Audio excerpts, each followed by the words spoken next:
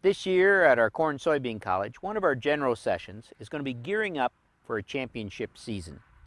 Now, we'll be talking a lot throughout the event about putting the team players together and how we're going to make them communicate and work together. But for a lot of people, they consider themselves a one-man team, as we say, my team is me, myself, and I. And so I don't have a pest boss, or I don't have somebody to do this for me. And one of the things that we're going to be discussing, Isaac, in this general session is there really such a thing as a one-man team?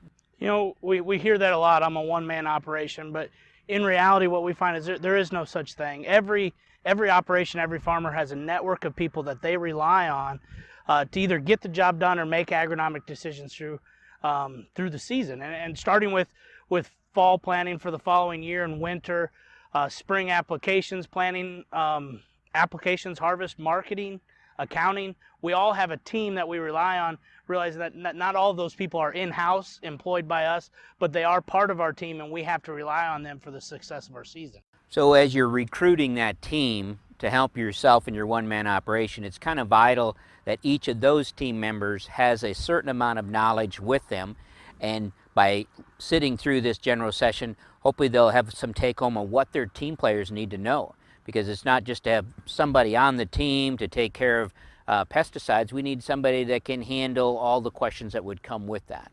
Definitely, and some people fill multiple facets, multiple roles, and some are more specialized that maybe we can't have in-house and we have to go out and get.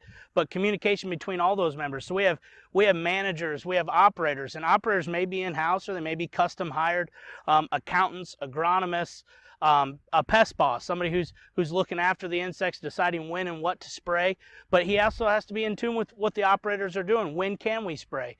When we pull the trigger based on disease thresholds may be imperative to how far our applicators are behind or ahead of schedule, and whether they're on our farm ready to go today or whether we have to hire somebody out and it could be a week away. All that influences our management decision, and that line of communication between those is important.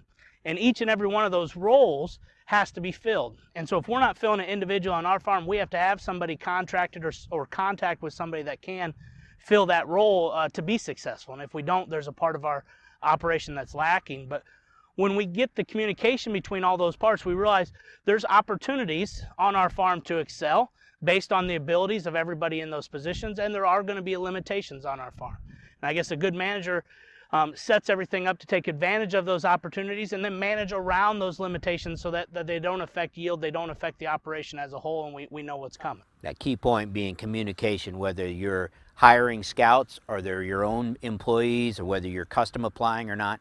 The key to that is keep that communication through everybody. And when I deal with train wrecks out here in the field, due to something that got done wrong or got misplaced, it almost always comes back to a communication breakdown and somebody not brought up to speed when they should have been. Exactly.